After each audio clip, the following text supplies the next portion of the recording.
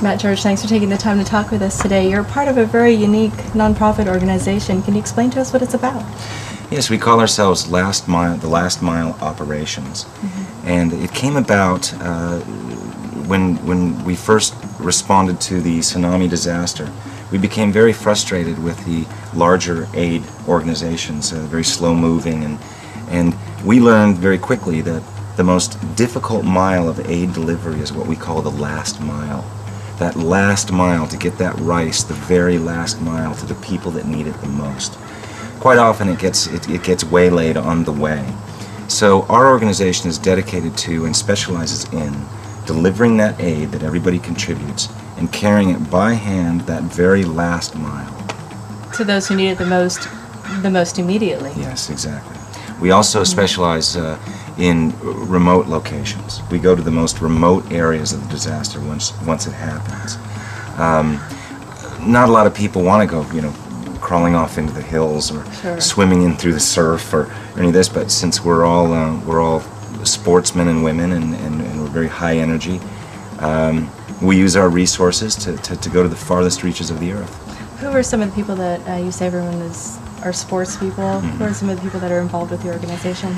Well, the stars of our organization are the former editor of Surfer magazine, Sam George.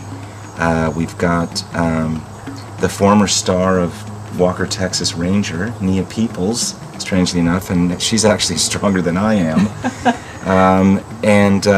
We also have a number of people from San Francisco that are dedicated to this as well, and they're all great athletes.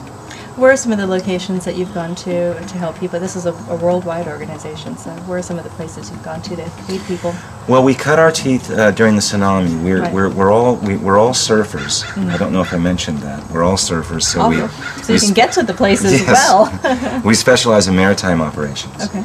And when the tsunami happened, not many people know that that area of the world has the greatest surf on the face of the earth. So we were all very familiar with it. And for those who don't know, the Indonesia. Oh yes, the Indonesian area. the East Indian Ocean tsunami, the great disaster there. We were in Indonesia, and we showed up, and we were perfectly suited for it because we had boats and we knew how to get stuff in through the surf and do all these sort of things. So it would have been Indonesia. Then as soon as we got home, Katrina happened. So we took our jet skis and we got there within 24 hours and started motoring around the Ninth Ward, saving people out of second-story windows and stuff on our jet skis. Those people that were there for hours, you were the ones that went in. For days, yeah. Gosh. We started bringing them out, and we were very proud of that effort.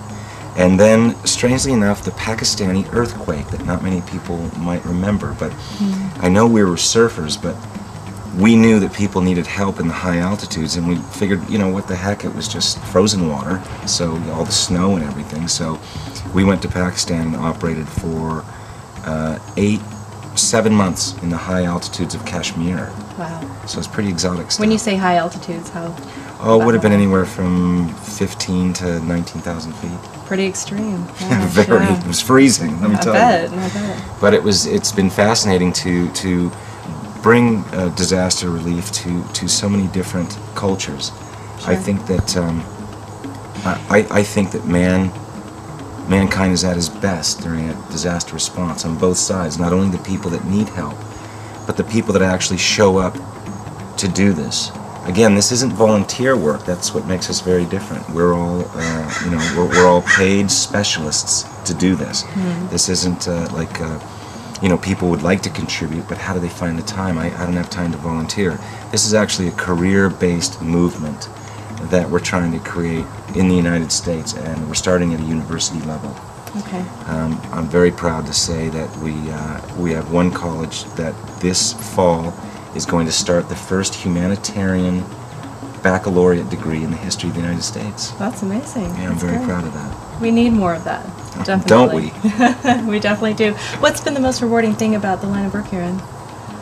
I think the most rewarding moments, you would think that the most rewarding moments were the little look in the child's eyes, or the people that you help.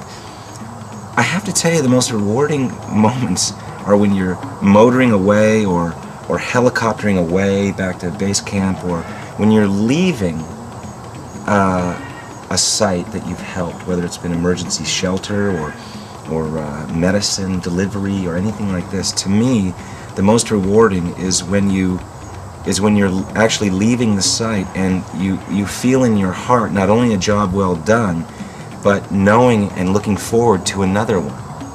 Know you can make a difference, and who can you help next? Yes, it's great. that feeling of what's next that I find more rewarding than actually what has happened. If people want to get involved or they want to contribute somehow, where can they go to do that? We have a website. I guess everybody has one these days. It's worldwide, right? That's right, and it's called thelastmileproject.org. Okay, great. Well, if you guys want to help out with this project, it's great to be involved with this. Lastmileproject.org. Thanks so much for your time. And thank you. I enjoyed it.